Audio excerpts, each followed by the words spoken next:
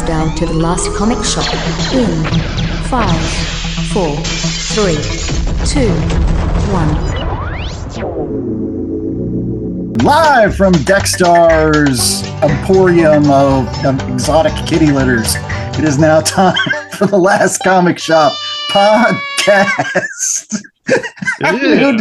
Dexter's cat tree in space. Do cat toys even work in space?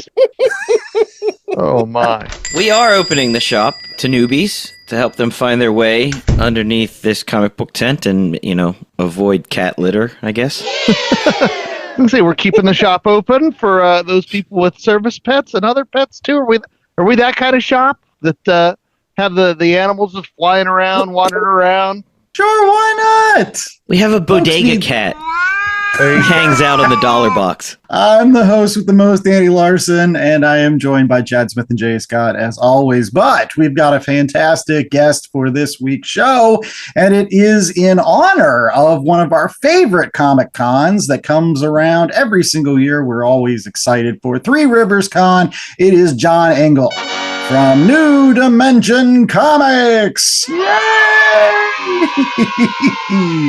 Oh, Jon, it's so nice to have you back on the show, buddy. Before we get started on all the book talk and stuff, what's going on with Three Rivers, our favorite Comic Con here in downtown Pittsburgh? Oh man, we're in our 9th year, if you can believe that. Crazy that we started off in the old Century 3 Mall and now we're 4th one at the convention center. We are excited to be down there. We have a killer poster. If you guys didn't see it, Godzilla on it. I actually own that art. It is actually, the pencils are actually sitting right beside me. I'm picking the inks up at the show because Wayne Foucher inked it for me. The guys at 819 Comic are the guys that did the lines and the coloring. That you can meet them at the show. They'll sign some posters if we have any left. Me, the convention crew, and my boss Todd are all featured on it. I recognize some of those people. I recognize those guys running away. Okay, so the story is, back in August of last year, the facsimile for Godzilla King of Monsters was coming out. And I was covering for the manager in Cranberry. Nate Pencil Dot from 819 Comics is a sub there, and him and his wife do this book called Mr. Marsh and another book called Zira, and they have this cool Kirby kind of style. We were just talking and I said, I'd really love this cover swiped but Pittsburghed up, where he's rolling through Market Square, just crushing everything, eating a bus. And he's like, please let me draw this for you. And I was like, nice. Cool, man. I was like, can you draw me and my con staff in there and maybe have Todd being crushed by Godzilla's foot or something? And he's like, I can do that. I could do that. So Todd's on the right in the grayish brown jacket. Then I'm to the left there, kind of in the middle with the pirate's hat on. In the far left corner with the blue mohawk is Justin. And then behind me, hanging from the light post, is Scott. Fast forward to January when art is about to get done. And I'm thinking, man, the beer label art isn't done yet. Because usually we try to pair up the beer label art to be the poster.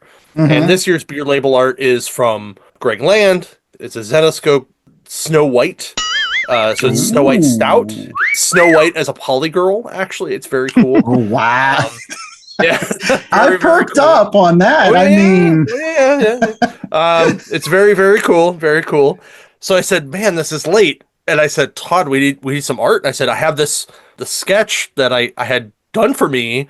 Do you care if we use it? And he was like, I don't know. I'm on this thing. I don't want to do it because I wasn't really involved in it. But I guess we need something. Sure. So I said, okay. And I was like, who the hell am I going to get to ink this? And I was like, hold on. I asked Wayne, and I'm like, Wayne, I need a favor. And so I send him the file. He inks it, sends it back. I give it to Stacy. She colors it. I send it to Justin Birch, who has lettered most of our stuff. He's lettered pretty much for everybody but DC and Marvel. And he did all the lettering except for the original logos that are on Todd and my shirts. And that was it. And then we just sent it off to the printer and off we went. And there it was. And everybody is loving it. One of the first comments I got was from the vice president of Archie. All he said was, in all caps, this. I had one of the marketing people from Ghost Machine ask me for a shirt when we make them, which I will be hooking her up with that. But that's the backstory of the poster this year, and I'm in loving that everybody loves it, and I just think it's cool that it was a piece that I pitched that I like. It wasn't even supposed to be that, but it's mine, and I love it. So that is awesome. And I love hearing how it all came together too. Like you got great people working on this, doing their best work here. Pronto to get this stuff done, and it all paid off. It looks fantastic. But anyway, let's talk about who's coming. Right. Yeah, let's talk about who's coming. There's a lot of great folks, and Wayne Foucher is coming. I mean, he comes often, and we always love talking to Wayne. It's not surprising that he got something's inked for you so quickly. I think that was one of my interview questions the first time I ever talked to him. I'm like, what was the quickest turnaround you ever had? He's like, I think it was like 25 minutes. And I was just like, yeah, he was telling me some of that stuff at one of the cons I was talking to him. Like him and Scott Hanna were hanging out beside each other, and they were telling me like they were kind of comparing notes about the fastest turnarounds they've ever had, and they were both telling me like something like that. And then Wayne was telling me there's an issue of Impulse. You'll actually see a name written on the side of one of the panels, and it's his daughter's name, and he actually finished inking the page while his wife was in labor with his daughter. Oh, wow. And so he finished it and then went downstairs, put his wife in the car, drove her. Oh, my goodness. Into the hospital, yeah. So it's pretty funny. Well, other than Wayne, who else is showing up at the Three Rivers? So first time appearance ever, Ali Garza. By the way, he's a big Steelers fan, if you didn't know. Did not. And he's doing a really cool Harley Quinn Steeler colored. I don't know if it's a print or a variant, but he's doing an exclusive for the show. He sent me the roughs, and it looks awesome. I can't wait to see the real thing. But he's known for like Gen 13. He worked with the Chris Claremont run on that. He did Young Justice, Warlord of Mars, Generation X.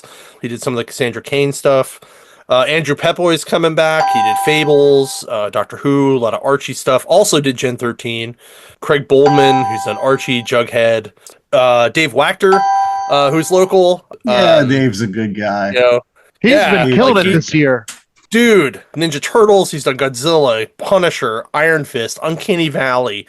Don't forget Guns of Shadow Valley. Oh, yeah. I picked that up from Dave last year, and man, that is a gorgeous book. Don Simpson, done Megaton Man, Border World, Splitting Image. Greg Land, who's coming for the first time. That's a big one. That's a big fish. Super excited about him. I have a commission from him coming too. Jim Rugg will only be there on Saturday. Every single person that comes in gets a Planet Death Zero from Bad Idea with a Jim Rugg cover.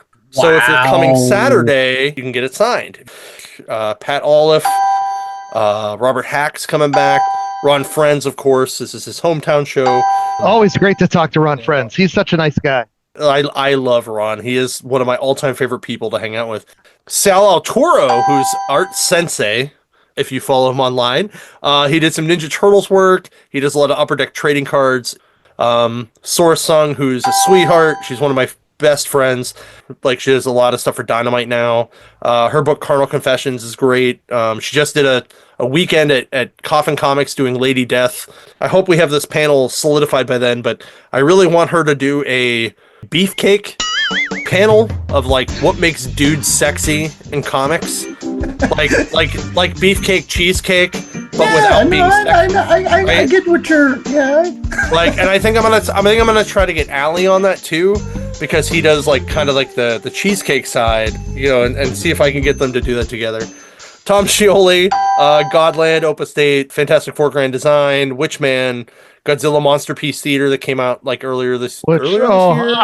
I love that so much. That Monster Piece Theater was just, as an English major, to have all the Gatsby stuff and just a wonderful book. Yeah. Trish Fornster, Stray Dogs, Feral, Gargoyles, DuckTales, My Little Pony, Great to have her back. She did a killer sketch of my dogs last year. I gave it to my wife for our anniversary. Scored a lot of points for that. It was great. Oh, that's awesome. And then also Zenescope Entertainment is actually coming for the first time since 2018, I think. That's a lot. That's a huge amount of people to talk to and try to get sketches from. Yeah. And the breadth of work from some of these folks too. I mean, you look at somebody like Ron Friends or Pat Oliphant, like the stories they've been involved with, like they are part of comic book history, and they're here in Pittsburgh hanging out at one of the best shows for comic books. Like your show, the focus on comics cannot be undersold. It's not a celebrity show, although I will tell you, 1990, Chad is super happy that B94's Bubba will be there as one of the guests. But it's so much about the comics and the love of comics. The people you've got going there, it's incredible. Listen, by this time, you will have heard Howard Bender and I on the Bubba Show. So if you didn't hear that, it would have aired on I believe the 20th or 22nd of May. So you can go back on Odyssey and listen to that episode that morning. Very cool. But yeah, you don't want to underplay too. You have all the other fun stuff that goes on with those conventions. You've got a ton of featured cosplayers that'll be there. But really that focus is on the comics and the comic creators and, being able to go through on the floor and find all those comic books that you're missing. So if you're also hunting, those innovation issues of Quantum Leap like I am, we can duke it out on the floor, buddy, because it'll be tons of fun at one of the best comic shows in Pittsburgh. Oh, absolutely. You got the beer, you got the moonshine, you got tons of comics. I mean, just save your pennies, right? Just save your pennies, guys. You're going to find something awesome at Three Rivers Con, guaranteed every year. I don't even go there with like something in mind. I'm just like, I'm going to show up and I'm going to be surprised at some of these awesome things that I'm going to find. And so it's such a great comic book show if you are a comic book fan. There you go. No, it's a great opportunity to get up and close and personal with the artists. Wayne Boucher, I remember flipping through all the pages he has available. It's like, oh, man. Mm-hmm. I remember asking him, like, how do you make sense of the Chris Bocciolo stuff? It's so expressive, but it always turns out awesome. Well, again, we're going to give John an opportunity to talk about where you can find the Three Rivers Con this upcoming weekend, the 7th and 8th, Saturday and Sunday, over at the David L. Lawrence Convention Center in Pittsburgh. But we will save that towards the end of the show. Coming up next, right after these commercial breaks, will be our Read Pile review, because John is a comic book fan, and so we can't let him be on The Last Comic Shop without talking about a comic book. So we invited him back to talk about the other bookend of a Green Lantern story that, for a long-time fans, might sound familiar. Stay tuned. BCWSupplies.com has everything a comic collector could need. Boards, bags, long boxes, and so much else for our ever so increasing collections. And you can save 10% on your total order by using promo code LCSPOD at checkout. Not only does this take 10% off BCW Supplies' already low prices, but it supports my favorite podcast, The Last Comic Shop. So get all your collecting gear at BCWSupplies.com and save 10% on your order with promo code LCSPOD at checkout. That's LCSPOD at checkout. Happy hunting! From Fantagraphics, the Santo Sisters Volume 1 hardcover collection. Compiling issues 1 to 5 of the hit indie comic book series. Join Amber and Alana, two ordinary girls with extraordinary powers, as they fight crime, date dumb guys, and try to stay sane in a world full of assassins, zombies, crazy ex-girlfriends, and more. A mix of Archie comics meet Love and Rockets, with a healthy dose of kick-ass action. Order your copy today.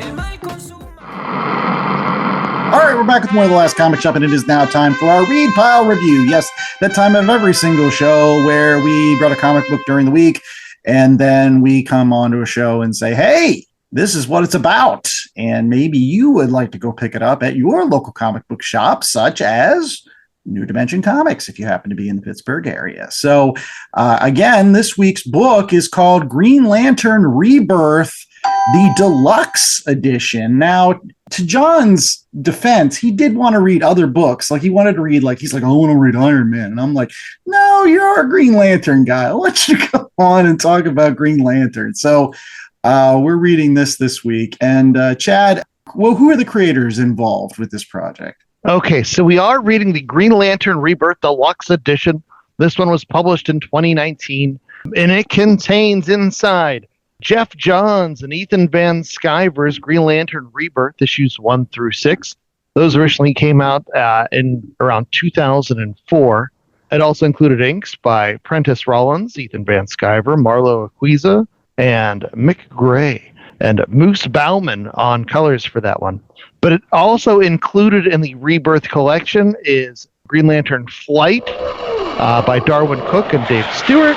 That came circa Green Lantern Secret Files. I don't have the year that was published. 2005. There you go. John has the issue. Thank you for the assist, sir.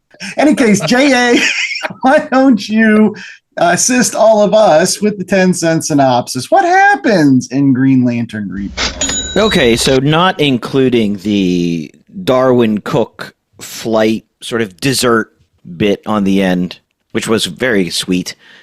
The whole story is essentially a giant DC retcon attempt to bring back Hal Jordan as Green Lantern after the most epic heel turn of all heel turns in the 90s, which I think DC thought was going to be so cool and really burned a lot of Green Lantern fans. So that goes back to Emerald Twilight, which I believe is 93, 94. This bad guy kills 7 million people by getting rid of Coast City, and Hal Jordan goes crazy because it's 7 million people. That's a lot of people. He loses it, becomes Parallax, he kills the Green Lantern Corps, flies into the sun to restart it and sacrifices himself, and then comes back as the Spectre. There's a lot of stuff that I had to read just to get up to speed on this, which brings you to Rebirth, where he's dead and he's part of the Spectre, but it turns out that Parallax isn't him, but is this yellow, a parasite. It's essentially like a mental parasite. Space crab. Is changing him to evil, essentially. And Sinestro's there because he wasn't dead, even though Green Lantern looked like he killed him back in the day. And the Green Lantern Corps comes back, and everyone is happy except for Batman, which pretty much it's a retelling and a retconning of this event that became, I think, very divisive within Green Lantern fans in the 90s. And it brings Hal Jordan back to what he should have always been, which was a Green Lantern, I feel. Very popcorn movie-esque. But you get some great moments where, Guy Gardner gets his ring back, Hal Jordan gets his ring back, Kilowog is back because he was dead and now he's not dead. And I'm not even going to kid you guys. So, how the fuck did Kilowog come back to life again? Right? Yeah. I had to, look it back up. And I'm like, oh, shit, this happened in the last will and testament of Hal Jordan. And then I while I was at work today, I bought that trade. That's how this goes, man. Yeah. One thing leads to another.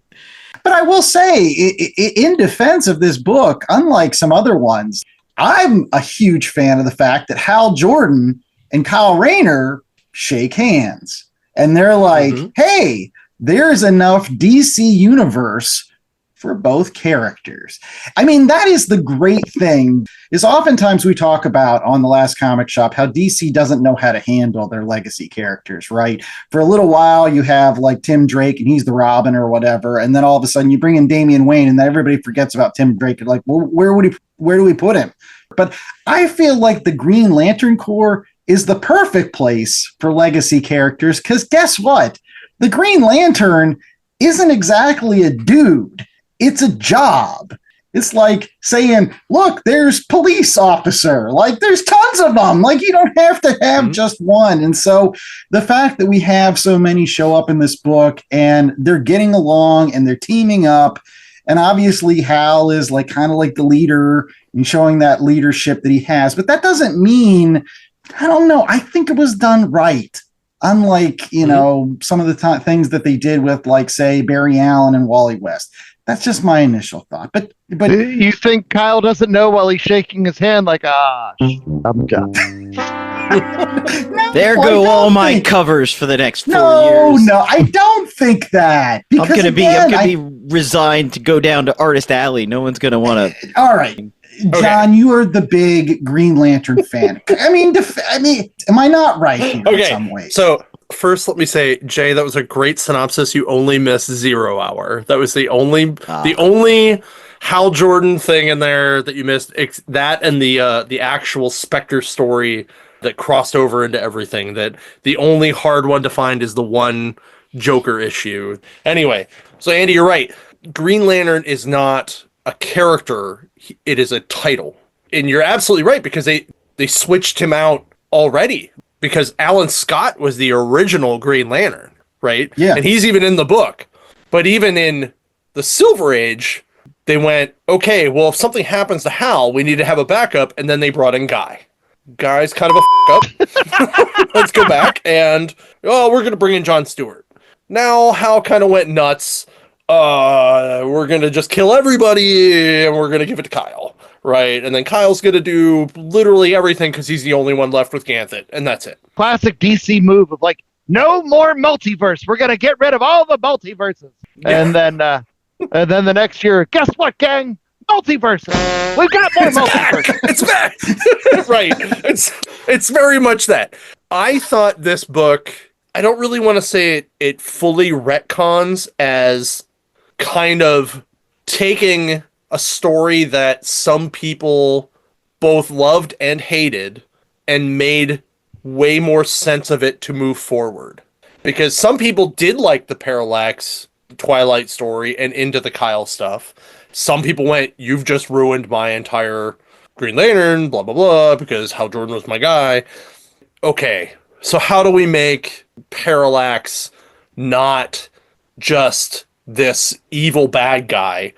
The way Geoff Johns worked it as, okay, so Sinestro's in the power battery, and when he's in there, uses his control of fear. The fear is the yellow, which is the imperfection that was the weakness of the Green Lanterns before Kyle restarted everything as Ion, which happened just before all this happened in Recharge.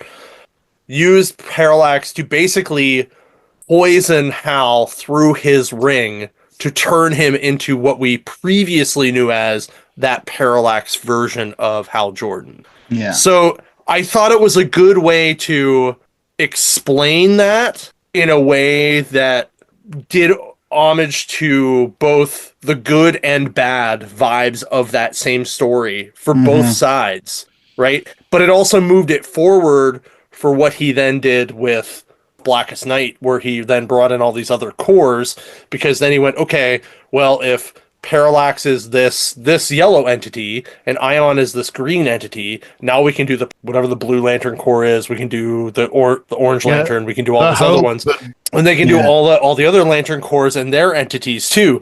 So I thought it was a great way to introduce that concept and then branch it out to make an even bigger universe, this crazy world that becomes the Geoff Johns run that we know that went on for years, decades, Yeah. Like, well, I wanted to kind of piggyback on this idea of, I think from the last time we had you on the show, John, we did talk about Emerald Twilight. And then during that conversation, I discussed how, like, I thought that Emerald Twilight was, for better or for worse, it actually was like kind of like a jumping off point for more ideas, right?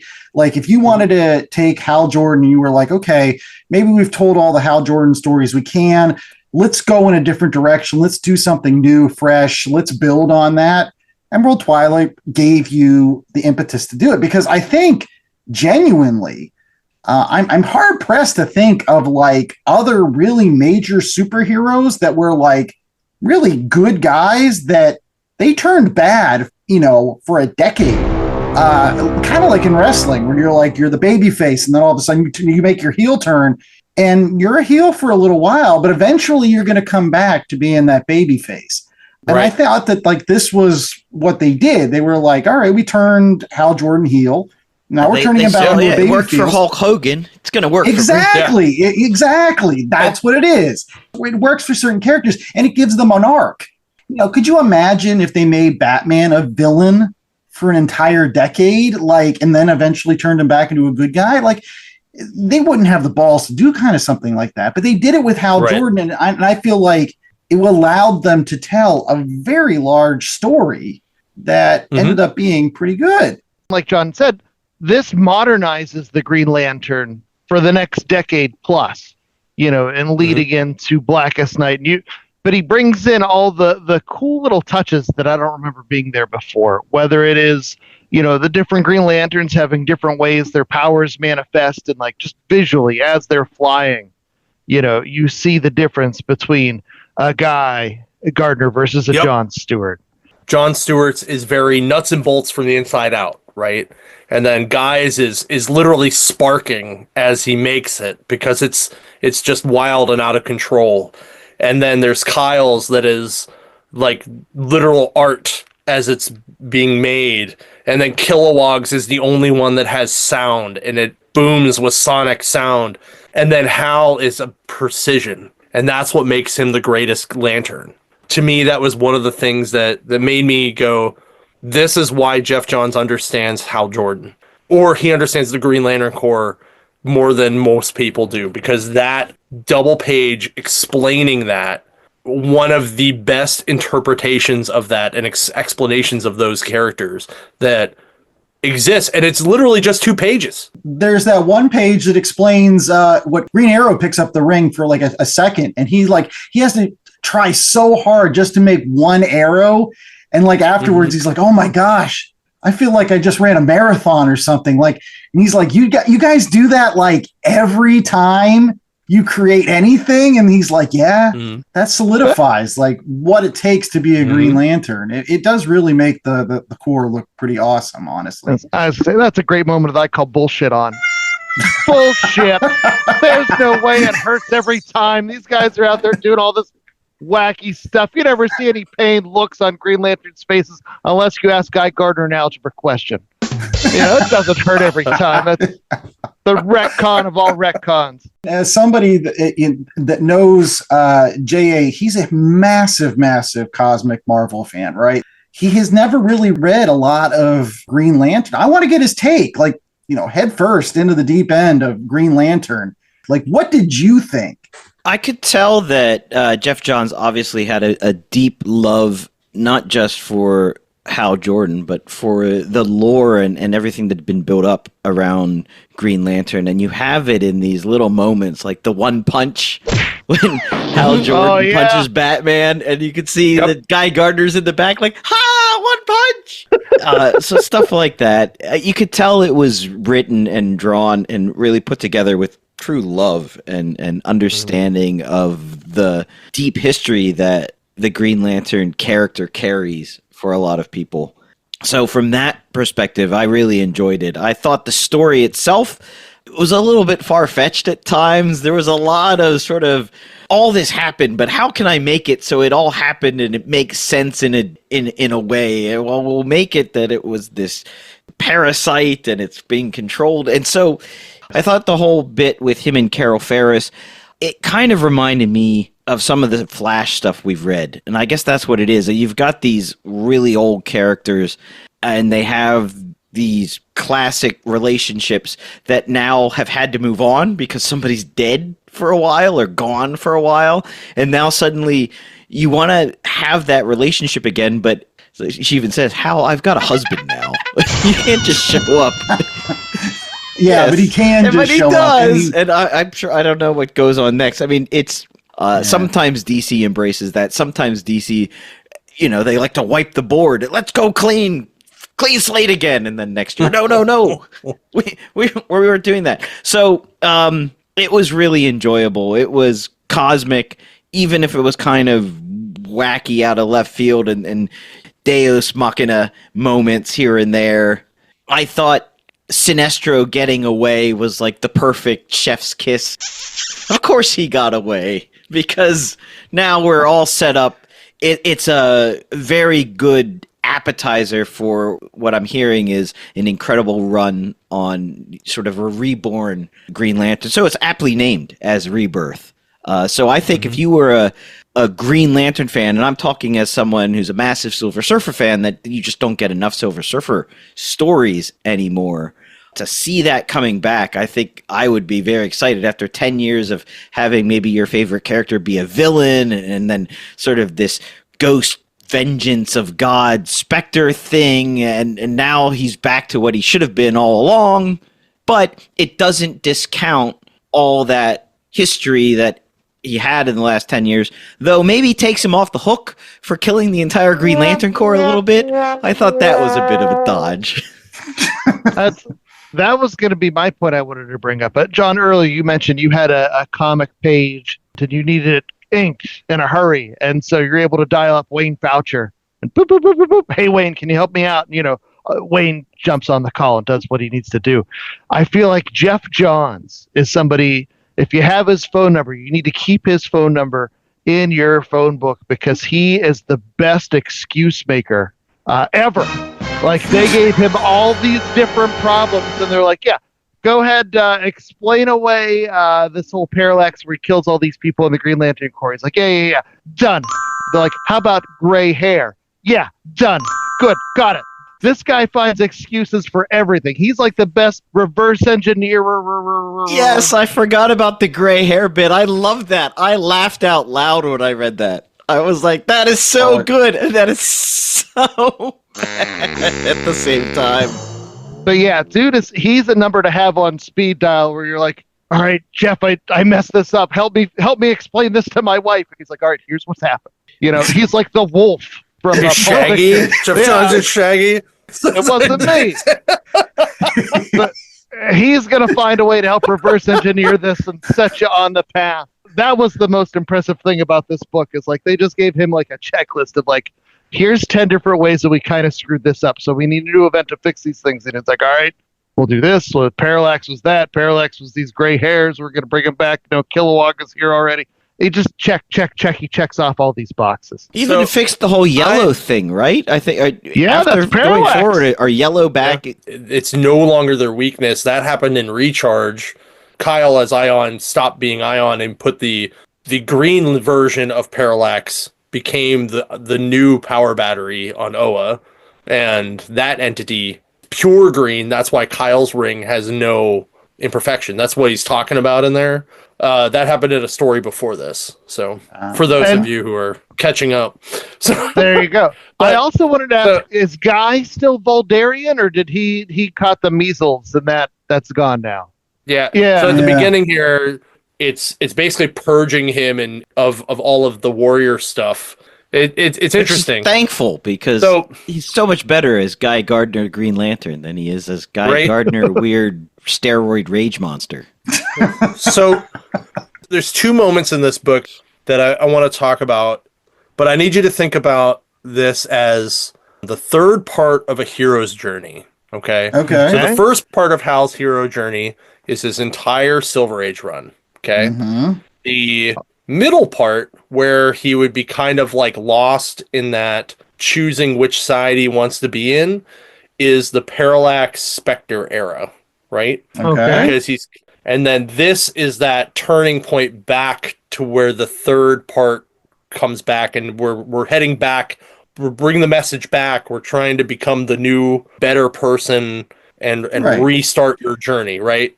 He's left the cave, fought his dragon, now he's coming back victorious. Okay. Yes. The beginning of this book is that very end of the fighting the dragon part. So here's two parts that make this really hit home for me on that thought. So one is where he starts talking about sacrifice.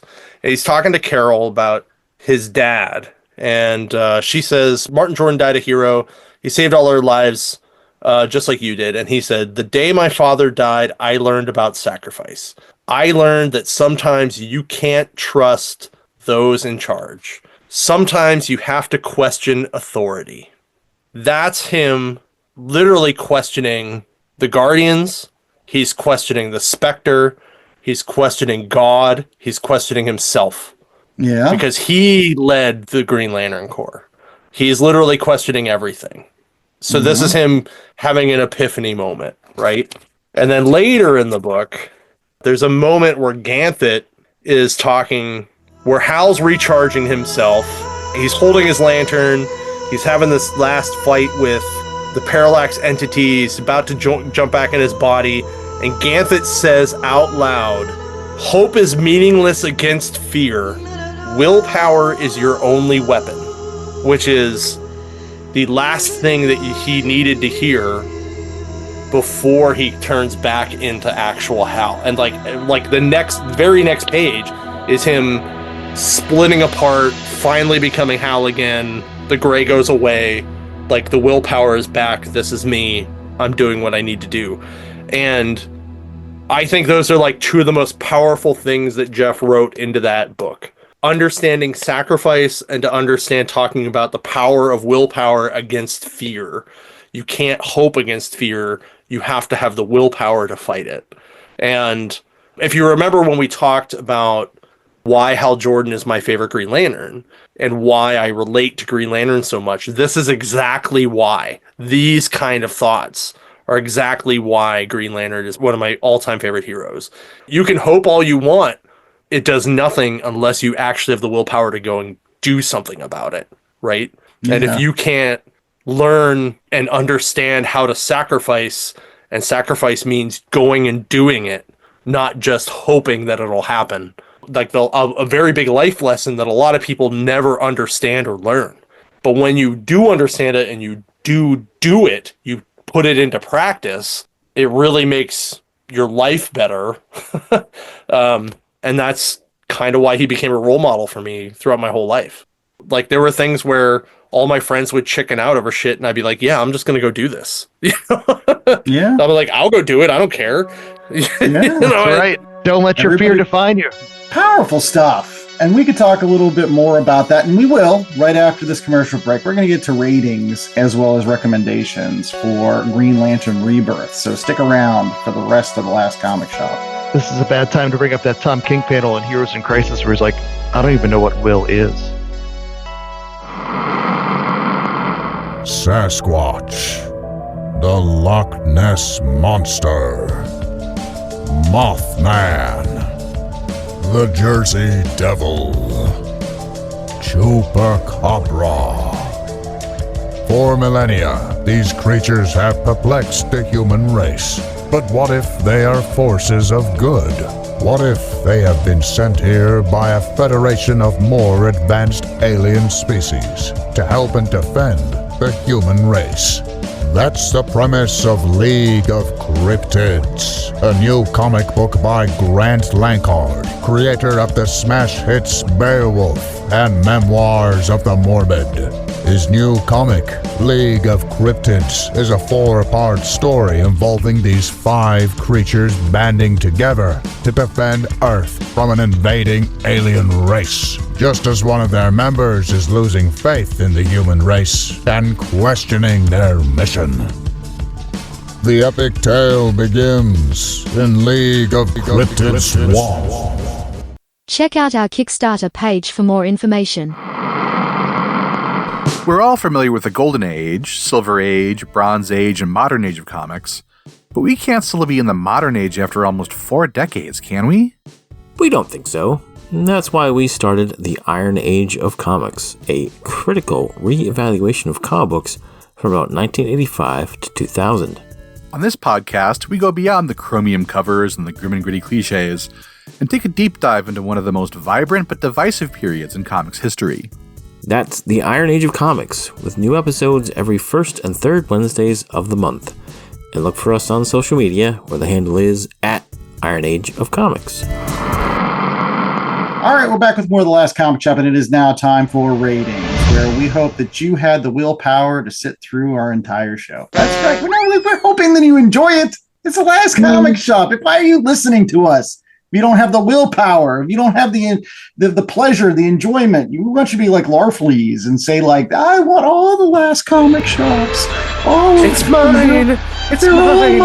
This is my podcast. It's mine. This is mine now. I'm not going to share it now. We hope you share it with everybody. And we hope that J.A. Scott shares a 1 out of 4 scale with us this week, as he often does. So what do we got this week? Oh, this one's easy. Power rings, of course. Power rings. Power makes them green. Yes. Going back to Guy Gardner, he's like, now this is what I missed. This is so much better than being roided up. Any case, Chad, why don't you go first? How many power rings you giving this? Okay, so here's my deal. I'm not a Green Lantern guy. I check in from time to time whenever there's a good story to be told. I'm sure there's lots of this that is lost on me. But I enjoyed the Green Lantern Rebirth for what it was. I thought it was, a big movie that helped to answer a lot of the DC continuity issues. And Geoff Johns does manage to tell a satisfying story while doing that, which is super impressive. He had all these different things to deal with. And as long as you don't think about it too much, you're like, okay, yeah, that's fine. It's fun. Here's my problem is Andy made us read the deluxe edition. And that deluxe edition follows up the Geoff Johns Green Lantern with the Darwin Cook Green Lantern. And I like the Darwin Cook Green Lantern so much more. He just seems like such a more fully fleshed out character. It's still Geoff Johns, by the way. Yeah, but it's it's Darwin Cook through Geoff Johns. It's I feel like the characterization is different in the two stories. Like, one is Hal with 2 Venoms. He's got Spectre Venom. He's got Parallax Venom. I don't know. Willpower. And then the other one is like Hal Jordan, the test pilot. Maybe it's Geoff Johns channeling New Frontier, but I love that version so much more. As I read through this, I can't help but think of how much of this was a story told not because we had a great story to tell, but a story told because we need to go and fix a whole bunch of stuff. We need to unwarrior Guy Gardner.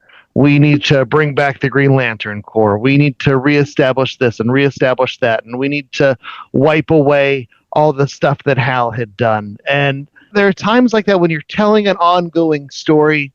I'm not a multiverse guy. I'm not a big reset button guy. Like, you got to live with all the stuff that's come before it. And they do, but they do in a way that it's, at the end of the day, I just feel it's a little bit icky. So, like I said, I can't think about this story too much because I get into the stuff that Jay was talking about, where it's like Hal Jordan broke bad and destroyed the Green Lantern Corps and broke Sinestro's neck, but he didn't actually break Sinestro's neck because Sinestro was in the ring the entire time being Parallax, forcing him to break other people's necks. And like, it just seems like such a... It just doesn't work for me. But surface level, reading the story, like, yeah, good. 6 issues, that's fun. All right, yeah, all the Green Lantern stuff is back, and we're just going to erase all the stuff that happened before. Forget 1993 through 2003, and we're starting again. And DC does that stuff all the time. There's something about this that just feels like empty calories. So for me, I'm going to go 2.75 because I respect what Geoff Johns did in terms of telling a story while checking off all these boxes, but I can't escape the fact that it just feels like a series designed to check a bunch of boxes. I'm going to go next, and I think I'm going to disagree with my co-host to a certain degree. This is actually going to get a much higher rating for me. I think this is a good solid 3 out of 4. I think this is a great book. I don't think that, to your point, Chad, that this completely erases everything that happened prior. I mean, yes, does it gloss over some of the more horrific things that Hal Jordan did while he was a bad guy? Sure, it does. But I still feel like, as I've pointed out, as John points out, this is part of a hero arc. This is a part of a journey that, again, a lot of characters, they don't have the balls to go through with. Like, again, they don't make Superman a bad guy for a decade. They don't do it. They don't do it with the Flash. They don't do it with Spider-Man. They don't do it. They did have Hal Jordan, and it made some people angry. But at the end of the day, it kind of put Emerald Twilight in a better light because, like, it now like an ongoing story. So you can kind of put that into context. But then it also creates a lot of stuff to go on, and later on, like, again, you have all the different colors of rings, which I always thought was a brilliant idea. I always love the fact that they gave all the different rings for all the different colors, not just Green Lanterns. And I do think, again, to what I said before, that the Green Lantern is not a person, it's a title, and you can have as many as you want, and you can have even one that's a living math equation. Great, it's fine. They're the Green Lantern Corps. They reset that, and I think in a good way. So kudos to Geoff Johns in this for doing that. I think this was a lot better than I enjoyed this a lot more than Flashpoint. I'll tell you that point blank. I can't give it anything higher than a 3 though. Regardless of how serviceable the art was, it's done by a guy that I find detestable. So I can't really say anything more about that. Detestable. Don't like it. So like it I'm glad that I had Darwin Cook to kind of wash that down with. Plus the fact that I just thought it was just like, kind of generic. There's no real heart to it in some ways. So like that's just my take. But a 3 because I really enjoy the story. Yeah, I can see both of your points. I think it's between a 2.75 and a 3, but that's just looking at it in its moment. I think you need to step back and look at what this does, which resets after a decade of pain that Green Lantern fans have gone through to get this back. So we're reading it in 2025. Imagine reading this in 2004 after going through a decade of having the Green Lantern trod on and thrown down and dragged through the mud and all this stuff, and the core is gone, and Kilowag, the greatest character of all time, gone. Guy Gardner turned into some steroid rage machine and not the fun-loving idiot that everyone loves. To fix all that and do it with such care and obvious love, I think elevates the story a little bit. So it's a 3.25 simply for the impact it had on bringing back a true classic DC character after DC did everything they could to screw it up. All right, John, wrap us up here. It was your book. What are you rating it? So I'm going to go with a 3.25. And while I think the story in both the main story and the extra Darwin Cook story is amazing, it does all of the things that all three of you have talked about, whether it be in the moment, or it be the redemption, or it be what it did for the history of the legacy of the character and the future of the character. Looking back on it, I'm with you, Andy. Like, I'm not a big fan of Van Schreiber anymore, but also I used to love his art a lot. And I'm like reading this and I'm going, it's not actually as good as I remember it. Yeah. Like, legitimately, It's really dark. It's kind of sloppy. I don't like his Batman design. Why is he a big shadow the whole time? There are moments where I'm just like, this art is not good. Even with all the Comicsgate bullshit that I don't like, Darwin Cook's part brings it up a little bit. So that's why I'm going with the 3.25.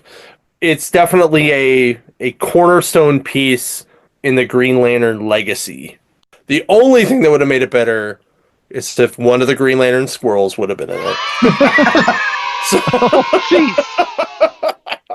Well, let's go ahead and get to recommendations. Yes, that time of every single show where we like to give you other comic books in addition to Green Lantern Rebirth that you can pick up at your local comic book shop if you wish.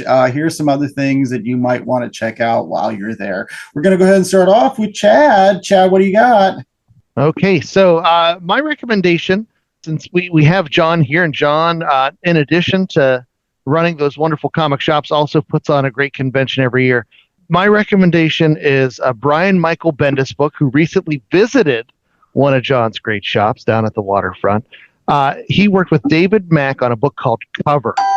And Cover is this awesome story about a comic book artist who gets drafted by the CIA. I don't know if it's the CIA or it's never fully spelled out for sure who's drafting him into spy work. But it's about how all these different comic creators are actually spies. They're traveling to all these international conventions as their cover. Get it, covers, because they make like comic book covers and stuff. But that's their cover for doing the spy work. But yeah, I know. the Bendis Mac stuff, like I've loved these guys since their work on Daredevil back in the day, and this story was just a fun romp. And you get David Mack, or the artist character, I should say, who may or may not be David Mack. He has the story he's writing. That's the samurai ninja story, and so you see interstitial pages of that in there, and it's kind of a little bit Lone Wolf and Cub, a little bit David Mack painty stuff. You have all these different comic creators in there, like his friend is obviously Bendis, and they go to dinner at some point. You can see Ed Brubaker and Tom King's in there, but it's just a really fun book. It was a 6-issue miniseries. I read the collected edition that I think it was DC put out through their Jinx World line, but it's called Cover, 6 issues, tons of fun. Check it out. Well, my recommendation this week actually isn't from a comic book shop, although you can find it in certain comics, right? Because they reprinted a couple of the panels or a couple of the strips in some issues of Flash Gordon Mad Cave, and that is to go check out the Flash Gordon ongoing comic book strip that's done by Dan Chicade. If you haven't been out to Comics Kingdom and read this ongoing strip, I've been reading it for almost since it started. So it's been going on for almost 2 years now. And talk about a character that I love, that's space age, that's out there in the cosmic universe. Flash Gordon, as everybody knows, Flash Gordon is one of my favorite characters, kind of like what John thinks of when he thinks of Green Lantern. And really, when it comes to Dan's work on this particular strip, he really did bring it all back down to the basics. Gives you wonderful characters, wonderful cliffhangers every single week, introducing new folks like Boar, the Dragon Man, which is an awesome character. You know, Flash and Dale, are they a couple? Are they not a couple? Does it really matter? Who cares? And it really does flesh out the kingdom of Mongo. You start off with Ming the Merciless dying, and Prince Baron ran away, and then you get into Prince Voltan wanted to kill Princess Aura. It's really a nice series. I can't give it justice because, again, it's been going on for almost 2 years. But go out to Comics Kingdom and check it out today, because the art's great, the story will hook you, and it's just Flash Gordon the way that it was supposed to be done. J.A.? Yeah, I'm going to recommend the Silver Surfer Epic Collection, Sunrise and Shadowfall. This is the last of the Volume 3 Silver Surfer, so it collects issues 139 through 146 when the series was canceled, but it has some other stuff as well. Silver Surfer and Thor Annual 98, which is a fun little story where they're fighting Fire Lord and Millennius, and then it also includes Galactus the Devourer 1 through 6, where Galactus goes crazy and goes back to Earth to try to eat Earth again because he's crazy, and he forgot that he said he would never eat Earth again, because that's the thing that Marvel likes to do, is whenever they need to sell some books, just get Galactus to show up and want to eat Earth again, even though he said he would never do it. What I like about it is you've got Tom DeFalco. And hold on. It's a different Earth. Different Galactus. How many times have you said, I'm laying off sweets, and then you went back and you're like, oh, well, that lasted about a week, and then next thing you know, you're eating a Twinkie or two, and you just need Squirrel Girl to help out and tell Galactus where to go. Get that Terra patch, you'll be fine. See him just chewing the gum. Yeah. Oh, I keep this gum tastes like dirt. But reading the Green Lantern reminded me of like sort of the last great end of an epic Silver Surfer run. So that's why I'm recommending it. Alicia Masters, it shows up. This is probably where Dan Slott got that whole idea when he turned Silver Surfer into Doctor Who with Dawn and everything. It was when Silver Surfer was flying around with Alicia Masters, which made so much more sense. Yeah. I digress. Yeah. Plus that Galactus the Devourer has, I believe, John Buscema pencils with I think it's Bill Sienkiewicz inks or somebody. Yeah, it's actually a pretty book. It's a pretty book. John, why don't you wrap us up with your recommendation this week, sir? So my recommendation is another Geoff Johns book, and it is Red Coat from his Ghost Machine line. So if you guys have not read it and you are a history buff, So the idea is that a British soldier during the Revolutionary War decides he is going to chicken out and try to leave, hides in a barn. While he's hiding in the barn, there are these sort of Freemason-looking guys who are doing some kind of a ritual to turn Ben Franklin immortal. The loft he's in kind of gives way, he falls down, and he gets struck by the lightning bolt that turns him immortal. So Simon Free, who is the British soldier, ends up becoming immortal, and the sort of Mason guys end up chasing him through the first arc of the book. And then in the second arc, he talks to Johnny Appleseed and Annie Oakley, and it goes into starts to tie into their whole Ghost Machine overarching story with the Northerner, and it's going to eventually tie in with like Geiger and Junkyard Joe and all of that stuff. It's all going to tie into a big thing. It's a great book. And if you come to Three Rivers Comic Con, my Mason Lodge, because I'm a Mason, by the way, actually is a sponsor of the show this year. And we got Ghost Machine to send us a signed copy of Redcoat, raffle off for charity at the booth, signed by Geoff Johns. That is awesome. Very neat. Tell Jeff some Masons actually read this book and we think it's kind of cool. Can he send one to raffle off for charity? Thanks. Awesome. And also, while I have you on the line, I messed this thing up. Can you give me a good excuse to give my wife that makes it believable? Takes the gray away. I actually, on that phone call, I learned that Jeff is actually related to Annie Oakley. Is actually Whoa. Yeah. That's neat. That is neat. Yeah. But honestly, though, if you guys haven't read any of the Ghost Machine stuff, it is really good. The Hyde Street stuff is great. The Rockefeller stuff is great. Halo and Hornsby, all of it. It's super good. Massive fan of Geiger. So good. Geiger is the best ongoing Western out there right now. He's Marshall Dillon from Gunsmoke. It's just that's all it is. But no, I applaud that pick because that's one of the Ghost Machine books I have not picked up is Redcoat. So I have to check that out. It is my favorite one of all of them. It's your recommendation. Good. And one thing that we always recommend is that you become a fan of the Last Comic Shop podcast. And you can do that by going out to www.lastcomicshoppodcast.com, rate, reviewing, and subscribing, because we've got over 230 evergreen episodes for your ear holes to digest. That's right. Go ahead and take a listen to any of these podcasts, including some awesome past episodes featuring Jon Engel. He's been here again for Emerald Twilight, which will be pumping all this week. As we get ready for the Three Rivers Con, as well as Akira or however you want to pronounce it. He was on for the Crow last year when we did the Crow series. And if you're wondering about Three Rivers Con, we've actually got some past episodes with tons of interviews that myself and Chad and our good friend Mikey Wood have done with comic book creators at that awesome show. Again, get to just talk to these folks like they're people that put on their pants one leg at a time.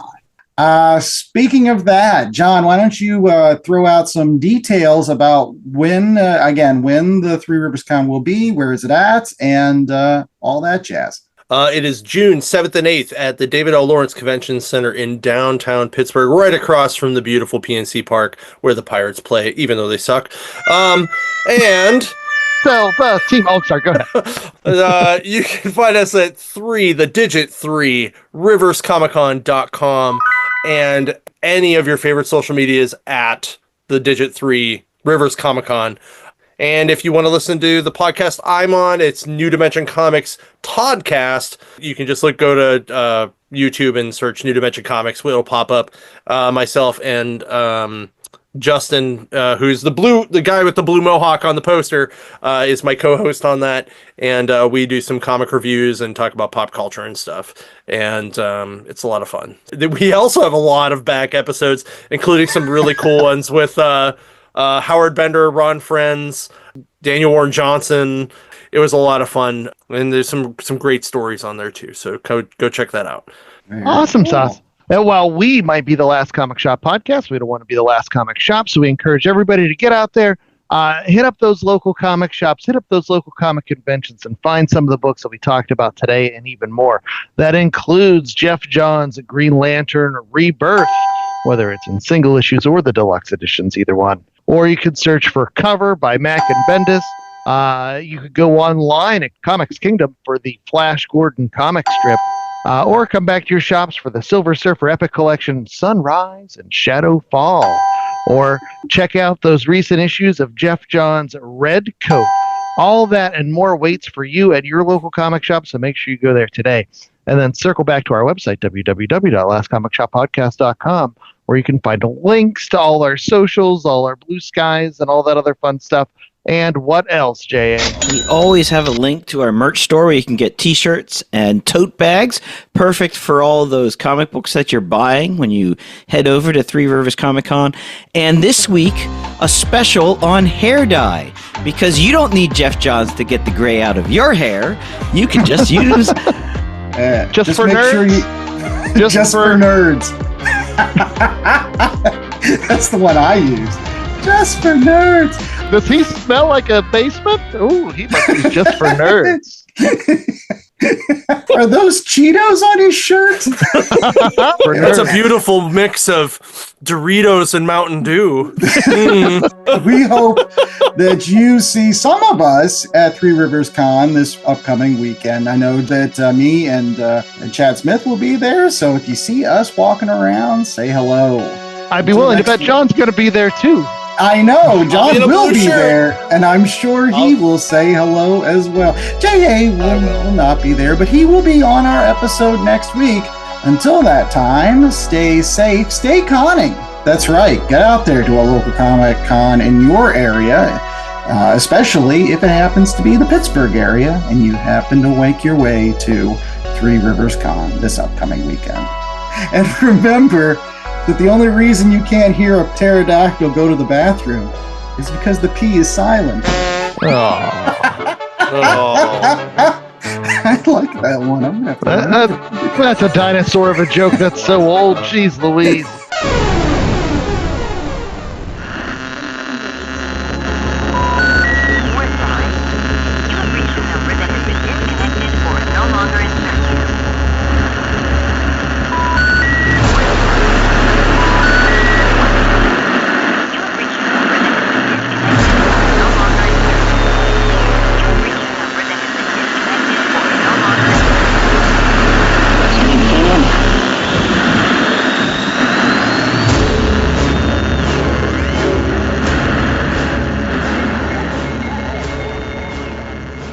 The Last Comic Shop podcast was a 2025 Black Angus production.